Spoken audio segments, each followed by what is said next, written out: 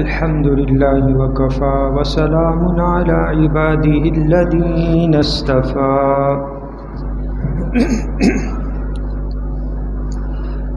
أما بعد فأعوذ بالله من الشيطان الرجيم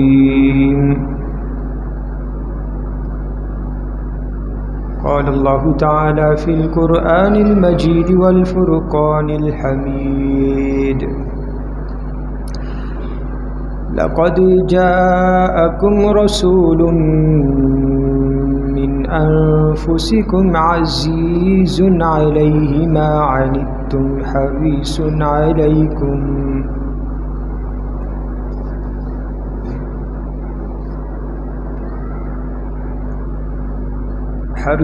عليكم بالمؤمنين رؤوف رحيم.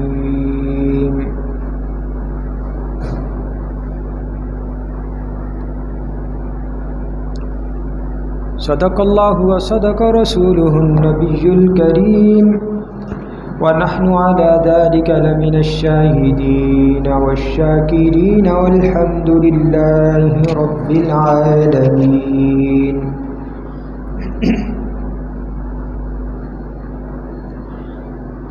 إن الله وملائكته يصلون على النبي يا أيها الذين آمنوا صلوا عليه وسلموا تسليما.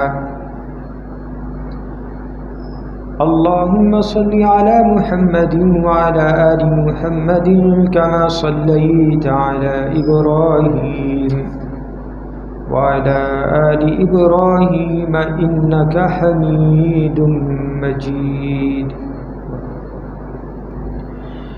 اللهم بارك على محمد وعلى آل محمد كما باركت على إبراهيم وعلى آل إبراهيم إنك حميد مجيد. وقال ربكم ادعوني أستجب لكم رب اشرح لي صدري ويسر لي أمري واحلل عقدة من لساني يفقهوا قولي واجعل لي وزيرا من أهلي.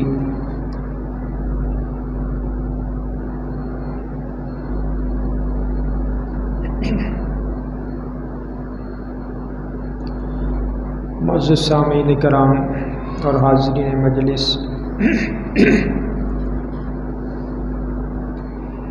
میں نے آپ کے سامنے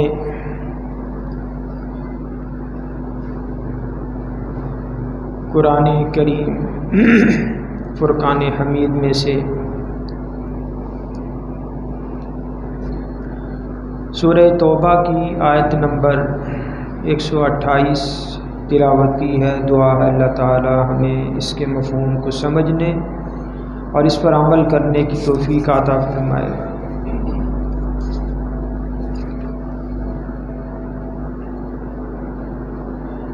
نبی علیہ السلام کے اسماء مبارکہ کے موضوع پر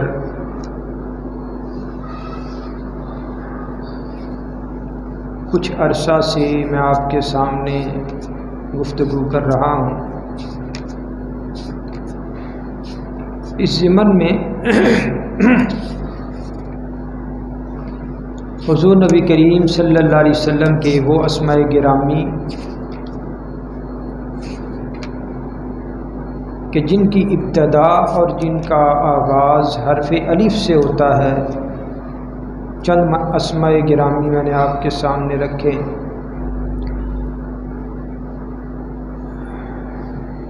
انہی اسماء مبارکہ میں سے ایک اسم اور ایک مبارک نام وہ انفس العرب ہے. نبی صلی اللہ علیہ وسلم عرب میں سب سے زیادہ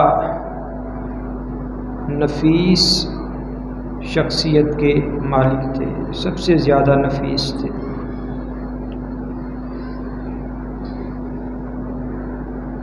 اس کے مطابق روایات، احادیث اور انفس کا معنی یہ انشاءاللہ میں آپ کے سامنے رکھوں گا۔ تو علامہ جلال الدین سیوطی رحمہ اللہ نے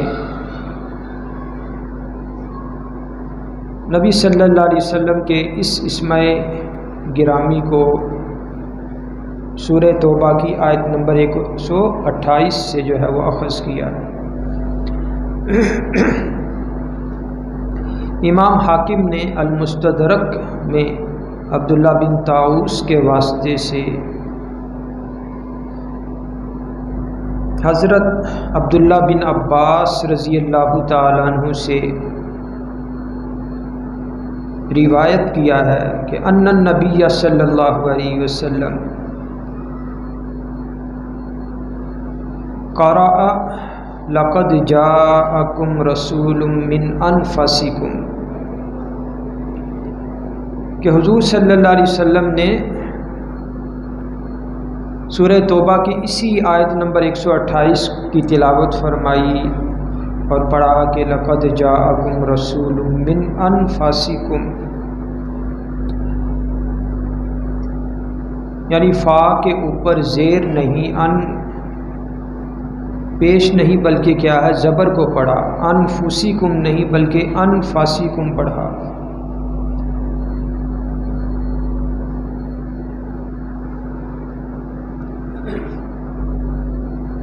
اور اس کا معنی سب سے زیادہ قدر والوں میں سے رسول آئے، یہ معنی ہے۔ اور اسی طرح ابن مردویہ انہوں نے روایت کیا حضرت انس رضی اللہ تعالیٰ عنہ سے قال رسول اللہ صلی اللہ علیہ وسلم، کہ نبی صلی اللہ علیہ وسلم نے سورہ توبہ کی 128 نمبر آیت تلاوت کرتے ہوئے انفسکم کو انفسکم پڑھا۔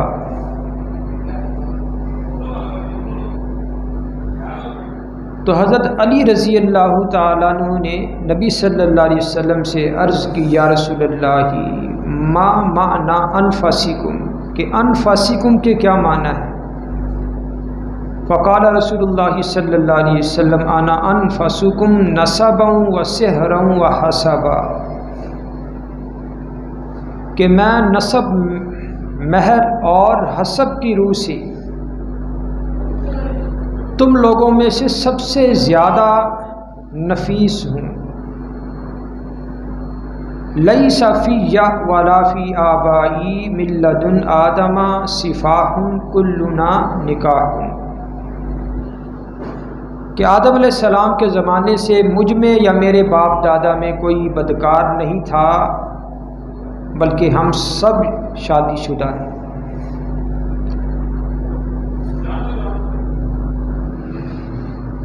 تو امام حاکم اور ابن مردویہ کی روایت سے انفس کا جو لفظ ہے کہ جسے علماء کرام حضور نبی کریم صلی اللہ علیہ وسلم کے اسم مبارک کے طور پر بیان کرتے ہیں، یہ ان روایات سے اخذ ہوتا ہے۔ تیسری دلیل معہد الامام شاطبی للدراسات القرآنیہ میں روایت نقل کی گئی ہے،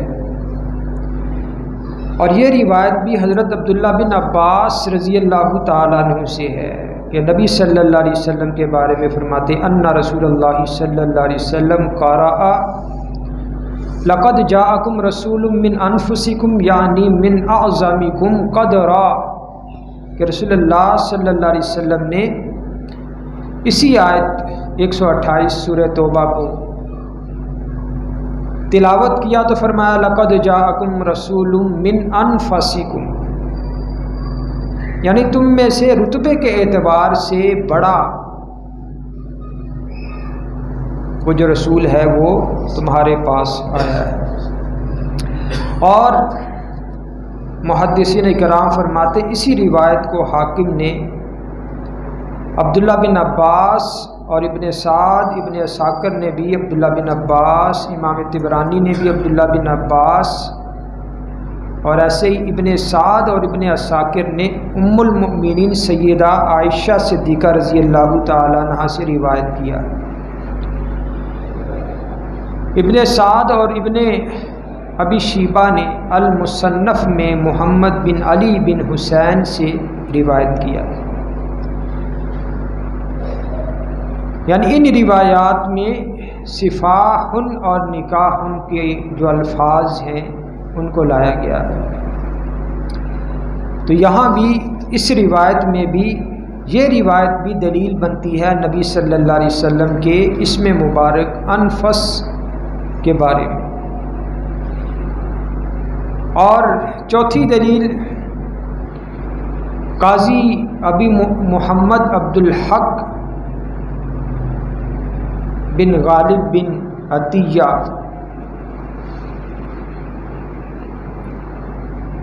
اندلسی، جسے کہتے ہیں علامہ اندلسی، یہ اپنی تفسیر المحرر الوجیز فی تفسیر الکتاب العزیز یہ کتاب ہے، اس میں عبداللہ بن قصید مکی کے حوالے سے بیان کرتے ہیں کہ انہوں نے آیت میں من انفسکم فا کے زبر کے ساتھ اس کو پڑھا، قرات کیا،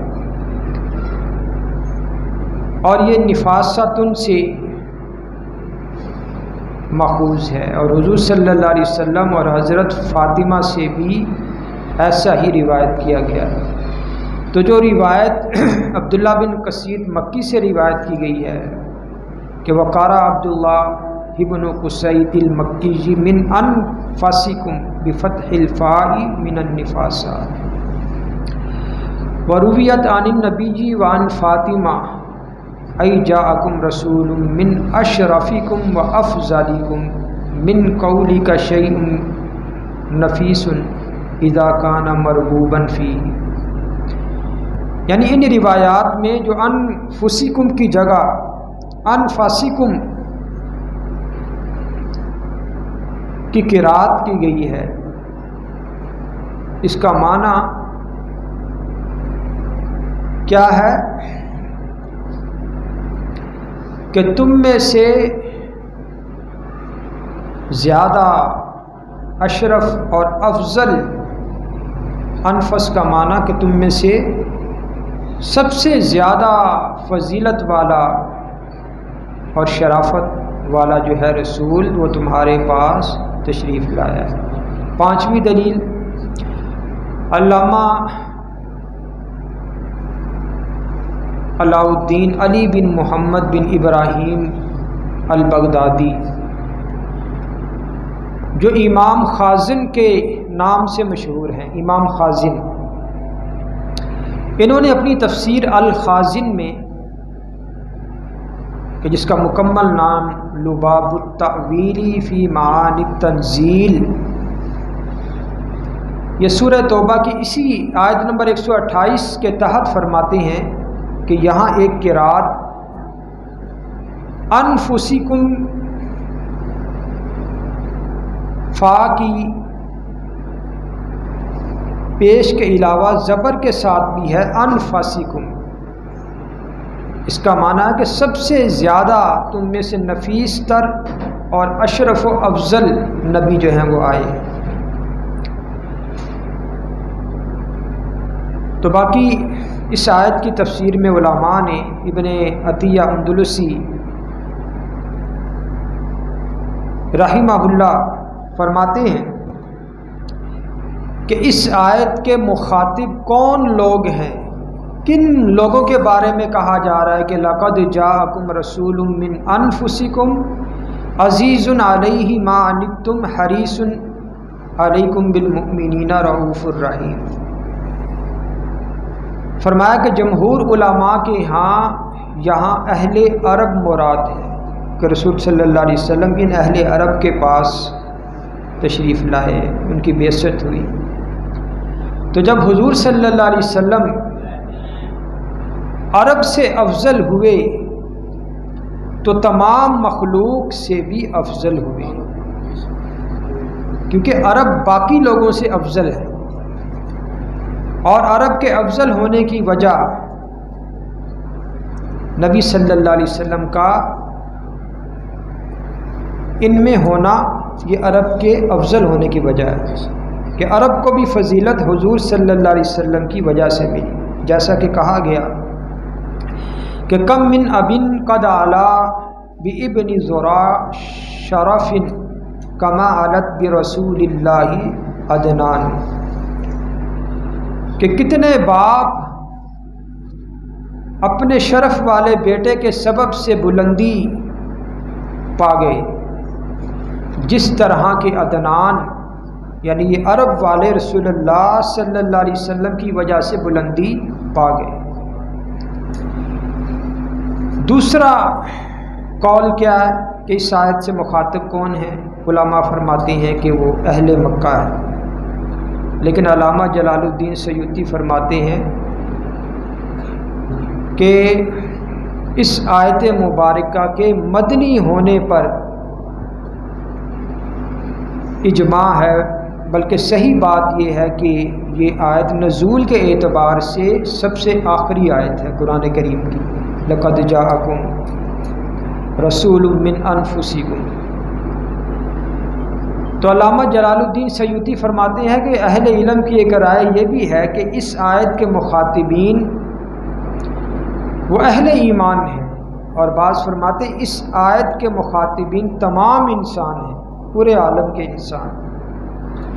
تو اس اعتبار سے دیکھا جائے تو حضور صلی اللہ علیہ وسلم نہ صرف انفس العرب ہیں بلکہ انفس العجم بھی ہیں، کہ عرب اور عجم میں سب سے زیادہ نفیس وہ حضور صلی اللہ علیہ وسلم کی ذات ہے۔ اب یہاں سورہ توبہ کی آیت نمبر 128 میں قرات کے اختلاف کو عام مشہور تو یہی ہے کہ لقد جاءکم رسول من انفسکم، لیکن حضور صلی اللہ علیہ وسلم خود تلاوت فرما رہے من انفسکم۔ تو یہ قرات کا جو اختلاف ہے یہ کب سے ہے اور کہاں سے ہے؟ تو علماء جواب دیتے ہیں کہ یہ جو قرات کا اختلاف ہے یہ احادیث سے ثابت ہے۔ بخاری شریف کی روایت حضرت عبداللہ بن عباس سے ہے کہ حضور صلی اللہ علیہ وسلم نے ارشاد فرمایا کہ جبریل نے مجھے ایک حرف پر قرآن پڑھایا۔ اب ایک یہاں پہ ہمارے نمازی آتے ہیں، انہوں نے سوال کیا تھا کہ میں فلاں کسی مسجد میں گیا تو وہاں جو امام صاحب تھے قرات کرتے ہوئے عام معروف طریقے سے ہٹ کر کہ جہاں انہوں نے زبر آتی ہے وہاں وہ زیر پڑھ رہے ہیں، تو کہنے لگے میں نے ان سے کہا کہ نہیں قرآن کریم میں تو ایسے آتا ہے۔ تو انہوں نے مجھے کہا کہ نہیں یہ ایک قرات ہے قرآن کی اور اس طریقے سے بھی پڑھ سکتے ہیں۔ تو میں نے مسئلہ بتاتے ہوئے ان کی تائید کی کہ ہاں قرآن کریم کی قرات میں اس طرح بھی آتا ہے۔ تو یہ عام لوگوں کی معلومات کے لیے بھی یہ مسئلہ ہے کہ حضرت جبریل امین کے بارے میں حضور صلی اللہ علیہ وسلم نے فرمایا کہ مجھے جبریل نے ایک حرف پر قرآن پڑھایا، میں نے ان سے بڑھانے کا کہا، کہتا رہا، وہ بڑھاتے رہے یہاں تک کہ 7 طریقے قرآن پڑھنے کے انہوں نے مجھے سکھا دیے۔ اور اسی طرح بخاری شریف میں حدیث ہے کہ ان ھذا القرآن انزل علی 7 احرف فقرؤوا ما تیسر منہ، کہ قرآن 7 حروف پر یعنی 7 قراتوں پر نازل کیا گیا ہے، لہٰذا اس میں سے جو تمہارے لیے آسان ہو اس طریقے سے پڑھو۔ تو شیخ الاسلام حضرت مولانا مفتی تقی عثمانی صاحب دامت برکاتہم العالیہ اپنی کتاب علوم القرآن میں فرماتے ہیں کہ 7 حروف سے مراد قرآن کی 7 قراتوں کا اختلاف ہے، اور فرماتے ہیں ان قراتوں میں جو اختلافات ہیں، جو اختلاف ہے قراتوں کا، وہ 7 اقسام پر منحصر ہے۔ نمبر 1، کہیں لفظ ایک قرات میں مفرد یعنی واحد ہوگا تو دوسری قرات میں وہ لفظ جمع کا استعمال ہوگا، اور فرماتے ہیں کہ کہیں تذکیر و تانیث کا اختلاف ہے کہ مذکر کا لفظ کہیں قرات میں استعمال ہوا، کہیں مؤنث کا ہو گیا۔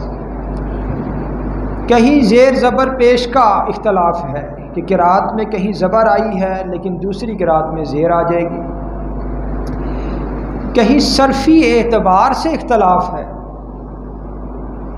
کہیں نحوی اعتبار سے اختلاف ہے قرات میں، اور کہیں مفتی صاحب فرماتے کہ اختلاف ایسا بھی ہے کہ حرف بھی بدل جاتے۔ کہیں لہجوں کا اختلاف ہے کہ کہیں لفظ کو موٹا کر کے پڑھنا، کہیں باریک کر کے، کہیں مد کرنی ہے، کہیں کسر کرنا ہے، کہیں اظہار ادغام، یہ ساری جو ہے اصطلاحات ہیں۔ تو نبی صلی اللہ علیہ وسلم کا اسم گرامی انفس العربی والعجم، کہ حضور صلی اللہ علیہ وسلم اہل عرب اور اہل عجم میں سب سے زیادہ نفیس تھے، سب سے زیادہ قدر والے تھے، سب سے زیادہ عظمت والے تھے، شرف والے تھے۔ اسی طرح نبی صلی اللہ علیہ وسلم کے وہ اسماء گرامی کے جن کا آغاز، جن کی ابتدا حرف الف سے ہوتی ہے، ان اسماء گرامیہ میں سے ایک مبارک نام الاواہ، الاواہ نرم دل، اس کے کئی معنی ہیں، وہ میں آپ کے سامنے عرض کروں گا۔ تو علامہ جلال الدین سیوطی رحمہ اللہ فرماتے ہیں کہ نبی صلی اللہ علیہ وسلم کے اس اسم مبارک الاواہ کو میں نے حضرت عبداللہ بن عباس رضی اللہ تعالیٰ عنہ کی حدیث سے اخذ کیا ہے، اور یہ حدیث ابو داؤد، ترمذی، ابن ماجہ اور مسند احمد میں موجود ہے۔ اور وہ حدیث کیا ہے؟ وہ ایک دعا ہے، اور وہ دعا کیا ہے کہ ربی اعنی ولا تعن علیہ، کہ اے میرے پروردگار میری مدد فرما اور میرے خلاف کسی اور کی مدد نہ کر، کہ جو شخص میرے خلاف ہو اس کی مدد نہ کر۔ وانصرنی ولا تنصر علیہ، اور میری تائید فرما اور میرے خلاف کسی کی تائید نہ فرما، کہ جو شخص میرے خلاف ہو تو اس کی تائید نہ کر۔ وامکر لی ولا تمکر علیہ، اور میرے حق میں تدبیر فرما اور میرے خلاف تدبیر نہ فرما۔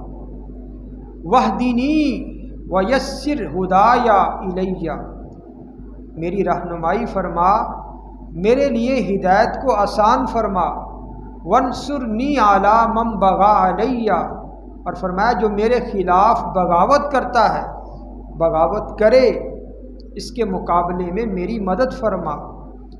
اللہم اجعلنی لک شاکرا لک ذاکرا لک، اے اللہ مجھے اپنا ذکر کرنے والا، اپنا شکر کرنے والا بنا دے۔ راہبا لک، اپنی ذات سے ڈرنے والا بنا دے۔ مطواعا لک، اپنی اطاعت کرنے والا بنا دے۔ مخبتا الیک، اے اللہ مجھے فرما بردار بنا دے۔ اب یہاں پہ الفاظ کیا ہے؟ الیکا اواہم منیبا، اپنے لیے نرم دل، خشوع خضوع کرنے والا، رجوع کرنے والا بنا دے۔ اب یہاں لفظ استعمال کیا نبی صلی اللہ علیہ وسلم نے اواہن منیبا، تو اسی اواہن سے نبی صلی اللہ علیہ وسلم کا مبارک نام الاواہ، نرم دل، خشوع خضوع کرنے والا۔ آگے فرمایا ربی تقبل توبتی، اے میرے پروردگار میری توبہ قبول فرما، وغسل حوبتی، اور میرے گناہوں کو دھو دے، وعجب دعوتی، میری دعا کو قبول فرما، واہد قلبی، میرے دل کو صحیح راستے پہ لگا، وسدد لسانی، میری زبان کو مضبوطی اور درستگی عطا فرما، وثبت حجتی، میری دلیل کو مضبوطی عطا فرما، واسلل سخیمۃ قلبی، اور میرے دل سے بغض اور عناد کو، نفرت کو ختم فرما دے۔ تو اب بعد اس کے علاوہ بھی بہت سی روایات ہیں کہ جس میں یہ دعا آئی ہے، لیکن وہاں الفاظ کا رد و بدل بھی ہے اور اختلاف بھی ہے، لیکن یہاں نبی صلی اللہ علیہ وسلم نے جو لفظ اس دعا میں امت کی رہنمائی کرتے ہوئے بتایا اواہا، تو اسی سے علماء فرماتے ہیں کہ نبی صلی اللہ علیہ وسلم کا اسم گرامی الاواہ ہے، کہ حضور صلی اللہ علیہ وسلم کیا تھے؟ خشوع خضوع کرنے والے اور نرم دل تھے۔ قرآن کریم میں یہ جو اواہن کا لفظ ہے یہ حضرت ابراہیم علیہ السلام کے لیے آیا ہے، حضرت ابراہیم علیہ السلام، جیسے سورہ توبہ کی آیت نمبر 114 اللہ تعالیٰ حضرت ابراہیم علیہ السلام کے بارے میں ارشاد فرماتے ہیں ان ابراہیم لأواہ حلیم، کہ بے شک ابراہیم علیہ السلام نرم دل اور کیا تھے؟ بردبار تھے۔ اسی طرح سورہ ہود میں بھی آیت نمبر 75 میں اللہ تعالیٰ نے حضرت ابراہیم علیہ السلام کے بارے میں ارشاد فرمایا ان ابراہیم لحلیم اواہ منیب، کہ ابراہیم علیہ السلام کیا تھے؟ بردبار تھے، نرم دل تھے، اور کیا تھے؟ رجوع کرنے والے تھے۔ تو اس بات پر ہر امتی کا عقیدہ اور ایمان ہے کہ جو جو صفات ہر نبی میں موجود تھی وہ تمام صفات اکیلی نبی صلی اللہ علیہ وسلم کی ذات میں موجود تھی۔ تو لہٰذا جب حضرت ابراہیم علیہ السلام اواہ ہوئے، نرم دل اور خشوع خضوع کرنے والے ہوئے، تو یہ صفت حضور صلی اللہ علیہ وسلم میں بھی موجود ہے۔ کیوں؟ کہ نبی صلی اللہ علیہ وسلم تمام انبیاء علیہ السلام کی صفات کا، اوصاف کا، اخلاق کا، کردار کا، گفتار کا مجموعہ تھا۔ اور حافظ ابن حجر نے اپنی کتاب الاصابہ میں حضرت ام المؤمنین سیدہ زینب بنت جحش کا ایک واقعہ نقل کیا ہے کہ ام المؤمنین سیدہ میمونہ رضی اللہ تعالیٰ عنہ فرماتی ہیں کہ نبی صلی اللہ علیہ وسلم ایک مرتبہ مال فے، ایک ہوتا ہے مال غنیمت، ایک ہے مال فے۔ مال غنیمت ہے کہ جو جنگ کر کے حاصل ہو، اور مال فے ہے کہ جو جنگ کی نوبت نہ آئے ویسے ہی دشمنوں کا مال حاصل ہو جائے، اس کو کہتے ہیں مال فے۔ تو سیدہ میمونہ رضی اللہ تعالیٰ عنہ فرماتی ہیں کہ نبی صلی اللہ علیہ وسلم یہ مال فے تقسیم کر رہے تھے۔ حضرت زینب رضی اللہ تعالیٰ عنہ نے حضور صلی اللہ علیہ وسلم کو کوئی مشورہ دیا، سیدنا عمر فاروق رضی اللہ تعالیٰ عنہ کو سیدہ زینب رضی اللہ تعالیٰ عنہ کی یہ دخل اندازی پسند نہ آئی، ناگوار گزری۔ تو حضور صلی اللہ علیہ وسلم نے حضرت عمر فاروق رضی اللہ تعالیٰ عنہ کو خاموش کرا دی اور فرمایا کہ زینب کو کچھ نہ کہو۔ کیوں؟ انہا لأواہ، کہ یہ کیا ہیں؟ اواہ ہیں، نرم دل ہیں، خشوع خضوع کرنے والی۔ تو یہاں اور پھر حضور صلی اللہ علیہ وسلم نے سورہ ہود کی آیت نمبر 75 پڑھی، ان ابراہیم لحلیم اواہ منیب۔ اب اواہ کا معنی، دو معنی میں نے آپ کے سامنے رکھے کہ اواہ کہتے کسے ہیں، کہ جس نام کو علماء، محدثین، محققین اور اہل علم جس لفظ کو حضور صلی اللہ علیہ وسلم کا نام بیان کر رہے ہیں، اس لفظ کے معنی کیا ہے؟ تو مسند احمد اور معجم کبیر کی روایت ہے، حضرت عقبہ بن عامر جوہنی رضی اللہ تعالیٰ عنہ صحابی رسول، ان سے مروی ہے ان النبی صلی اللہ علیہ وسلم قال لرجل یقال له ذو البجادین انہ اواہ۔ ایک صحابی تھے ذو البجادین، ان کے بارے میں حضور صلی اللہ علیہ وسلم نے ارشاد فرمایا کہ یہ اواہ ہیں، یعنی بڑی آہ و بکا کرنے والے ہیں، خشوع خضوع کرنے والے ہیں، آہیں بھرنے والے ہیں۔ فرمایا وذالک انہ کان کثیر الذکر للہ عز وجل فی القرآن۔ فرمایا یہ شخص قرآن کی تلاوت میں اللہ کا ذکر کثرت سے کرتا تھا، وَيَرْفَعُ صَوْتَهُ فِي الدُّعَاء، اور بلند آواز سے دعا کیا کرتا تھا۔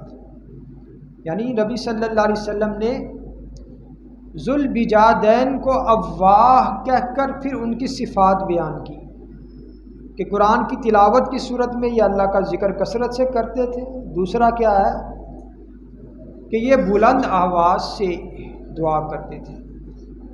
اسی طرح یہ اواہ کے یعنی یہ دو معنی آ گئے، قرآن کریم کی تلاوت کثرت سے کرنے والا اور بلند آواز سے دعا کرنے والا۔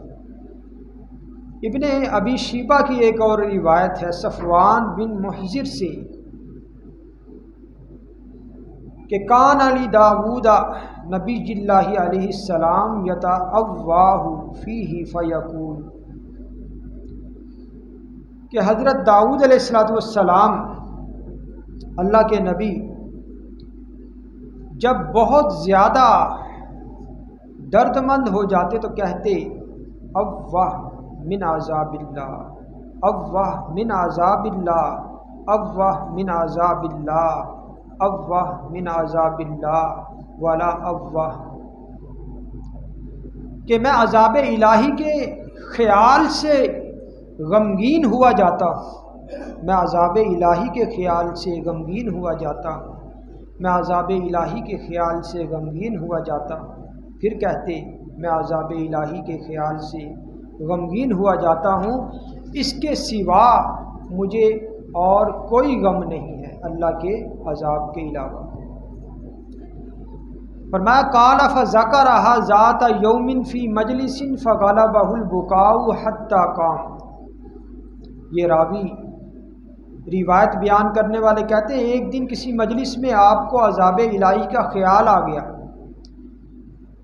اور آپ پر اس طرح آہوازاری کا غلبہ ہوا کہ آپ وہاں سے اٹھ کر آپ کو جانا پڑا وہاں سے۔ تو یہاں اواہ کا جو معنی ہے وہ آہوازاری کرنا اور کیا ہے غمگین ہونا۔ تیسری روایت اواہ کے معنی میں کہ جس لفظ کو علماء نے محققین نے حضور صلی اللہ علیہ وسلم کے نام کے طور پر ذکر کیا ہے، کنز العمال کی حدیث ہے جسے طبرانی نے راشد بن سعد سے روایت کیا ہے، کہتے دخل النبی صلی اللہ علیہ وسلم منزلہ، کہ حضور صلی اللہ علیہ وسلم اپنے گھر میں داخل ہوئے، ومعہ عمر بن الخطاب، اور آپ کے ساتھ سیدنا عمر فاروق رضی اللہ تعالیٰ عنہ عمر بن خطاب ساتھ تھے۔ فَإِذَا هُوَ بِزَيْنَبَ بنت جحش وَهِيَ فِي صَلَاتِهَا، تو زینب بنت جحش، سیدہ زینب بنت جحش ام المؤمنین یہ نماز پڑھ رہی تھی۔ قال انہا لأواہا، تو حضور صلی اللہ علیہ وسلم نے انہیں دیکھ کر فرمایا کہ یہ بہت زیادہ آہوازاری کرنے والی ہے۔ تو یہاں افواہ کا جو لفظ ہے اس کا معنی احبزاری کرنے والا۔ اسی طرح سنن کبریٰ اور معجم کبیر میں عبداللہ بن عباس رضی اللہ تعالیٰ عنہ سے روایت ہے کہ دخل رسول اللہ صلی اللہ علیہ وسلم قبرا لیلا، حضور صلی اللہ علیہ وسلم رات کے وقت ایک قبر میں داخل ہوئے میت کو اتارنے کے لیے۔ وَأُسْرِجَ لَهُ سِرَاج، اور آپ کے لیے چراغ جلایا گیا۔ اندھیرا تھا، رات کا اندھیرا تھا، چراغ جلایا گیا روشنی کے لیے۔ وَأَخَذَهُ مِنْ قِبَلِ الْقِبْلَةِ، حضور نے میت کو قبلے کی جانب سے پکڑا۔ وَكَبَّرَ عَلَيْهِ أَرْبَعًا، اور 4 تکبیرات کہیں۔ ثُمَّ قال، پھر فرمایا رحمک اللہ ان کنت لَأَوَّاهًا تَالِيًا لِلْقُرْآنِ، کہ اللہ تجھ پہ رحم کرے، بے شک تو اواہ ہے کہ بردبار تھا اور قرآن کی تلاوت کرنے والا تھا۔ تو علماء فرماتے یہاں سے بھی کیا ہے، اواہ کا معنی کیا معلوم ہوا، قرآن کی تلاوت کرنے والا۔ اسی طرح کنز العمال میں شعبی کی روایت ہے جسے حاکم نے اور ابن ابی دنیا نے کتاب الاشراف میں روایت کیا ہے کہ حضرت ابو بکر صدیق رضی اللہ تعالیٰ نے حضرت علی رضی اللہ تعالیٰ عنہ کو دیکھا اور فرمایا کہ من سرہ ان ینظر الی اعظم الناس منزلۃ من رسول اللہ صلی اللہ علیہ وسلم۔ حضرت ابو بکر صدیق رضی اللہ تعالیٰ عنہ نے حضرت علی رضی اللہ تعالیٰ عنہ کو دیکھ کر فرمایا کہ جسے پسند ہو کہ وہ رسول اللہ سے مرتبے کے اعتبار سے عظیم تر شخص کو دیکھے، وَأَقْرَبَهُ قَرَابَةً، اور آپ صلی اللہ علیہ وسلم سے قرابت داری میں سب سے زیادہ قریب اور اقرب کو دیکھے، وَأَفْضَلَهُ دَالًّا، اور دلالت کے اعتبار سے سب سے زیادہ افضل شخص کو دیکھے، وَأَعْظَمَهُ غِنَاءً عَن نَبِيِّهِ، اور نبی سے سب سے زیادہ نفع اٹھانے والے شخص کو دیکھے کہ کس شخص نے نبی کی ذات سے سب سے زیادہ فائدہ اٹھایا ہے، نفع اٹھایا ہے۔ تو فَلْيَنْظُرْ إِلَىٰ هَٰذَا، تو ابو بکر رضی اللہ تعالیٰ عنہ، سیدنا صدیق اکبر رضی اللہ تعالیٰ نے فرمایا تو اسے چاہیے کہ حضرت علی رضی اللہ تعالیٰ عنہ کی طرف دیکھیں۔ فرمایا کہ یہ وہ شخص ہیں کہ جو قرابت داری میں سب سے زیادہ رسول اللہ کے قریب تھے، اور فضیلت کے اعتبار سے بھی، اور نبی صلی اللہ علیہ وسلم کی ذات سے سب سے زیادہ نفع اٹھانے والے بھی وہ حضرت علی رضی اللہ تعالیٰ عنہ ہیں۔ یہ کون کہہ رہے ہیں؟ سیدنا ابو بکر صدیق رضی اللہ تعالیٰ عنہ۔ تو روایت میں آتا ہے کہ حضرت علی رضی اللہ تعالیٰ عنہ کو یہ بات جب معلوم ہوئی، جب آپ نے سنا کہ ابو بکر نے میرے بارے میں ان الفاظ کے ذریعے سے اظہار عقیدت اور اظہار محبت کیا ہے، تو آپ نے فرمایا اما اذا قال ذاک انہ لأواہ، کہ اگر میرے بارے میں یہ بات ابو بکر کہتے ہیں تو ابو بکر کیا ہیں؟ وہ اواہ ہیں، وہ بہت ہی نرم دل ہیں۔ لأرحم الامہ، فرمایا کہ امت میں سب سے زیادہ رحیم ہے، مہربان۔ وَإِنَّهُ لَصَاحِبُ رسول اللہ صلی اللہ علیہ وسلم فی الغار، کہ ابو بکر غار ثور میں رسول اللہ کے ساتھی ہیں۔ وَإِنَّهُ لَأَعْظَمُ النَّاسِ غِنَاءً عَن نَبِيِّهِ صلی اللہ علیہ وسلم فی ذات یدیہ، کہ حضور صلی اللہ علیہ وسلم سے دست بدست سب سے زیادہ فائدہ اٹھایا وہ حضرت ابو بکر صدیق نے اٹھایا۔ یعنی یہاں پر حضرت ابو بکر صدیق اور حضرت علی رضی اللہ تعالیٰ عنہ ایک دوسرے کے لیے اظہار محبت کرتے ہوئے جو الفاظ استعمال کیے، وہاں حضرت علی نے حضرت ابو بکر صدیق رضی اللہ تعالیٰ عنہ کو اواہ کہا، نرم دل کہا، اور اسی लफ्ज़ को उलमा ने हुजूर सल्लल्लाहु अलैहि वसल्लम के मुबारक नाम के तौर पर ज़िक्र किया है कि हुजूर सल्लल्लाहु अलैहि वसल्लम क्या थे, अव्वाह थे। तो अल्लामा शम्सुद्दीन कुर्तुबी रहिमहुल्लाह, आपने सुना होगा तफसीर कुर्तुबी किताब है, कुरान करीम की तफसीर है। तफसीर कुर्तुबी जिस तरह मारिफुल कुरान है, इसी तरह और दीगर तफसीरें हैं, तो तफसीर कुर्तुबी एक तफसीर है। तो अल्लामा कुर्तुबी रहिमहुल्लाह ने 15 माना ज़िक्र किए। तो बाज़ माना तो वो हैं कि जो इन रिवायात में आ चुके हैं, जो मैंने आपके सामने ज़िक्र किए, जैसे हज़रत अब्दुल्ला बिन मसूद, उबैद बिन उमैर रज़ी अल्लाह ताला अन्हु से अव्वाह का माना कि अव्वाह कहते हैं कि ऐसी दुआ करने वाला जो कसरत और इसरार के साथ हो, कि ये नहीं कि एक मरतबा दुआ कर दी और बस। फरमाया अव्वाह वो होता है कि जो इसरार और कसरत के साथ अल्लाह के सामने दस्ते सवाल जो है वो दराज करता है, मांगते ही रहता है। इसी तरह दूसरा माना हसन रहिमहुल्लाह, कतादा रहिमहुल्लाह ने अव्वाह का माना ज़िक्र किया कि अव्वाह वो है जो अल्लाह के बंदों पर इंतहाई रहम करने वाला है। जैसे हज़रत अली रज़ी अल्लाह ताला अन्हु ने हज़रत अबू बकर सिद्दीक़ को अव्वाह कहा। इसी तरह अता, इकरमा ये कहते हैं कि अव्वाह का माना है यकीन करने वाला। इसी तरह अब्दुल्ला बिन अब्बास रज़ी अल्लाह ताला अन्हु के कौल के मुताबिक हबशा की लुगत जैसे हमारी उर्दू की लुगत है, इंग्लिश की डिक्शनरी है, लुगत है, इसी तरह फ़ारसी की लुगत है, अहले ईरान की लुगत है, तो हबशा की भी एक लुगत है। तो हज़रत अब्दुल्ला बिन अब्बास रज़ी अल्लाह ताला फरमाते हैं कि ये जो अव्वाह का लफ्ज़ है कि जिसको उलमा हुजूर सल्लल्लाहु अलैहि वसल्लम के नाम के तौर पर ज़िक्र करते हैं, फरमाते हैं हबशा की लुगत में इसका माना है मोमिन, इसका माना मोमिन है। और यही बात तफसीरे जो है तबरी में भी ये लिखी है। इसी तरह पांचवा माना कल्बी और हज़रत सईद बिन मुसैयब के कौल के मुताबिक अव्वाह उस शख्स को कहते हैं कि जो चटियल और वहशतनाक ज़मीन में अल्लाह का ज़िक्र करता है, अल्लाह की तस्बीह बयान करता है, उस शख्स को कहते हैं अव्वाह। यानी जो जंगल बयाबान में अल्लाह की तस्बीह कर रहा है, अल्लाह का ज़िक्र कर रहा है, तो उसको कहेंगे अव्वाह।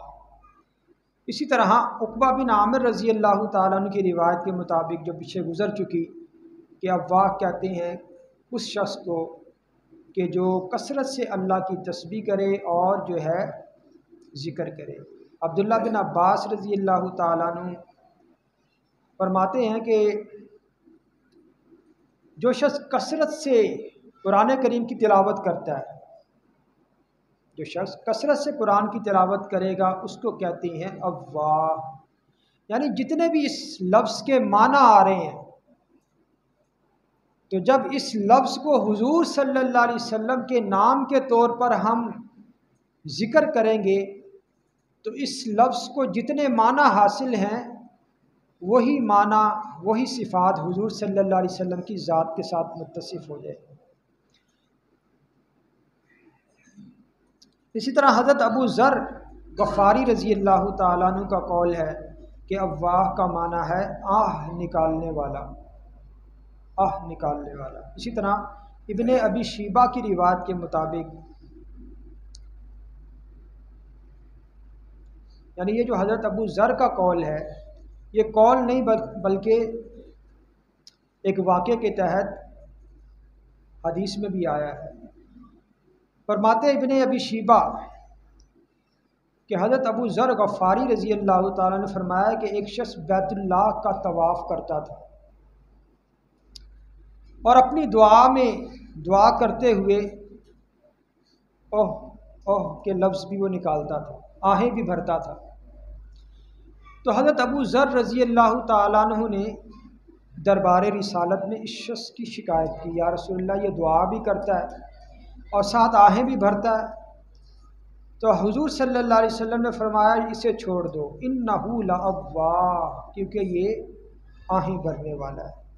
اور پھر یہ جو روایت کرنے والے ہیں فرماتے ایک رات میں نکلا تو دیکھا حضور صلی اللہ علیہ وسلم اپنے ہاتھوں سے ایک شخص کو قبر میں اتار رہے ہیں اور آپ کے پاس چراغ بھی ہے روشنی کے لیے۔ تو فرمایا میں نے دیکھا تو یہ وہی شخص تھا کہ جو کثرت سے طواف کرتا تھا اور دعا کے دوران وہ آہیں بھی بھرتا تھا، جس کی شکایت میں نے رسول اللہ کو لگائی تھی، بتایا تھا یا رسول اللہ اس کا معاملہ یہ ہے، اور حضور صلی اللہ علیہ وسلم نے فرمایا تھا کہ اسے چھوڑ دو، انہ لاواہ، یہ نرم دل ہے، آہیں بھرنے والا ہے، خشوع خضوع کرنے والا ہے۔ تو مجاہد رحمہ اللہ، امام نخعی رحمہ اللہ، اواہ کا معنی فقیہ کہتے ہیں کہ دین میں سوچ و بچار کرنے والا فقیہ۔ اسی طرح عبداللہ بن شداد یہ کہتے ہیں کہ اواہ کا معنی عاجزی انکساری کرنے والا، جیسے یہ معنی حضرت عمر فاروق رضی اللہ تعالیٰ عنہ اور حضرت زینب رضی اللہ تعالیٰ عنہ کے واقعے میں گزر گیا کہ حضور صلی اللہ علیہ وسلم نے حضرت عمر فاروق رضی اللہ تعالیٰ عنہ سے حضرت زینب رضی اللہ تعالیٰ عنہ کے بارے میں فرمایا تھا انہا لأواہ، کہ زینب کیا ہے، خشوع خضوع کرنے والی۔ اور ابو ایوب اہل علم میں سے تھے، یہ کہتے ہیں کہ اواہ اس شخص کو کہتے ہیں کہ جب اس کے گناہوں کا ذکر کیا جائے یا جب اسے گناہ یاد آ جائیں تو وہ استغفار کرتا ہے۔ اور اسی طرح فرا، یہ بھی اہل علم میں سے ہیں، یہ کہتے ہیں کہ اواہ کا معنی گناہوں کی کثرت سے آہیں نکالنے والا۔ سعید بن جبیر کے مطابق اواہ کا معنی خیر کی علامت اور نشانی ہے، کہ اواہ وہ شخص ہے کہ جو خیر کی علامت اور نشانی ہے۔ اسی طرح عبدالعزیز بن یحییٰ، یہ بھی اہل علم علماء میں سے ہیں، فرماتے اواہ کا لفظ کہ جس کو حضور صلی اللہ علیہ وسلم کے نام کے طور پر ذکر کیا جاتا ہے، اس کا معنی ہے شفیق۔ اس کا کیا معنی ہے؟ شفیق، شفقت کرنے والا۔ اسی طرح عطا، 15واں جو معنی ہے اواہ کا، بقول حضرت عطا رحمہ اللہ، یہ ہر اس شے سے رجوع کرنے والے شخص کو کہتے ہیں کہ جس چیز کو اللہ ناپسند کرتا ہو، کہ ایک آدمی دیکھتا کہ بھائی یہ چیز اللہ کو ناپسند ہے، میں نے اس طرف نہیں جانا، میں اس کو چھوڑ رہا ہوں۔ تو حضرت عطا رضی اللہ تعالیٰ عنہ فرماتے ہیں رحمہ اللہ کہ اواہ اس شخص کو کہیں گے کہ جو اللہ کی ہر ناپسندیدہ چیز کو جو ہے وہ ترک کر دیتا ہے، اس کو کہیں گے اواہ۔ تو نبی علیہ الصلوۃ والسلام کے اسماء گرامیہ میں سے ایک نام کیا ہے؟ اواہ ہے، کہ حضور صلی اللہ علیہ وسلم اواہ تھے۔ کس اعتبار سے تھے؟ کہ آپ صلی اللہ علیہ وسلم خشوع خضوع کرنے والے تھے۔ حضور نبی کریم صلی اللہ علیہ وسلم اواہ تھے، کس اعتبار سے؟ کہ آپ صلی اللہ علیہ وسلم نرم دل تھے۔ حضور نبی کریم صلی اللہ علیہ وسلم اواہ تھے، کس معنی میں؟ کہ حضور صلی اللہ علیہ وسلم قرآن کریم کی تلاوت کثرت سے کرنے والے تھے۔ نبی علیہ الصلوۃ والسلام اواہ تھے، کس اعتبار سے؟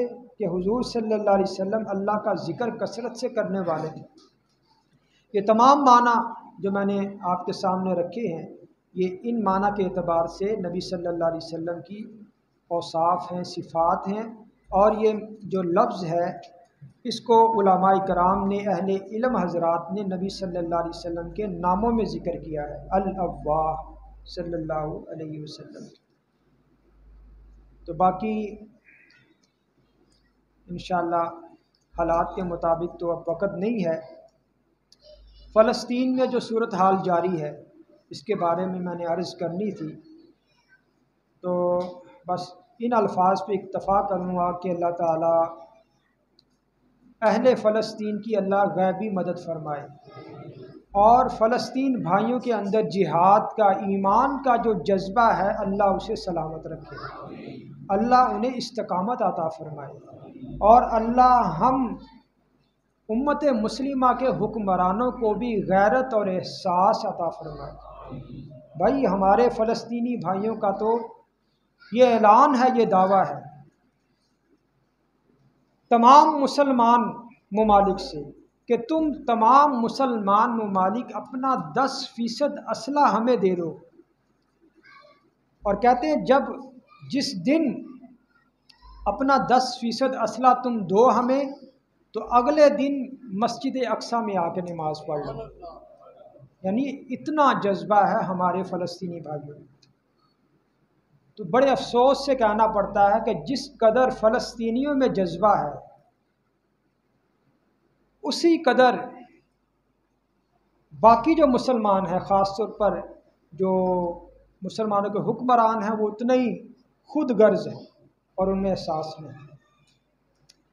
تو اللہ تعالیٰ فلسطین کے جو مسلمان ہیں انہیں استقامت عطا فرمائے۔ باقی انشاءاللہ آئندہ جمعہ میں مسجد اقصیٰ کا کیا رتبہ ہے، مسجد جو اقصیٰ کی شان کیا ہے، انشاءاللہ اس کو بھی بیان کریں گے۔ دعا ہے اللہ تعالیٰ ہمیں سمجھنے کی اور عمل کی توفیق عطا فرمائے۔ وما علینا الا البلاغ۔